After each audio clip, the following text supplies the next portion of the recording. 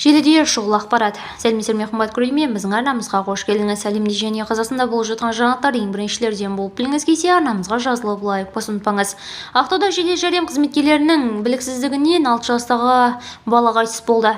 Ақтау қаласының тұрғыны Ислам Шыңғызовтың айтуынша, оның 6 жасар қызы жедел жәрдем қызметкерлерінің біліксіздігінен қаза тапқан. Қайғылы оқиға 15 желтоқсан күні болған. Бүлдіршіннің дене қызуы кенеттен көтеріліп, ата-анасы жедел жәрдем шақырған. Бірақ дәрігерлер баланы ауруханаға жатқызудан бас тартып, жақсы болатынын айтып кетіп қалған. Қыз баланың дене қызуы қайта көтеріліп, жағдайы нашарлағанда әкесі қайда жедел жәрдем шақырғанын айтады. Алайда дәл сол бригада келіп, ауруханаға жатқызу мәселесін талқылап жүргенде бала қайтыс болған.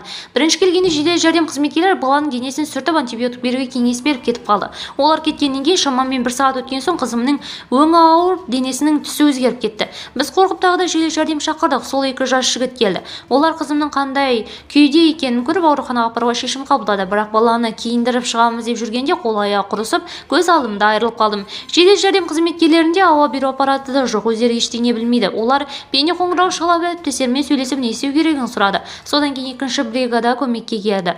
Алайда олар келгенше мен қызымнан айырылдым, дейді Ислам Шыңғызов. Қайғыдан қан жұтқан ата-аналар кінәлілерді жазалап, жедел жәрдем қызметінің жабдықталуын, қызметкерлердің біліктілігін қайта тексеруді сұрайды. Маңғыстау облыстық денсаулық сақтау басқармасы қайғылы оқиғаға қатысты пікір білдірді.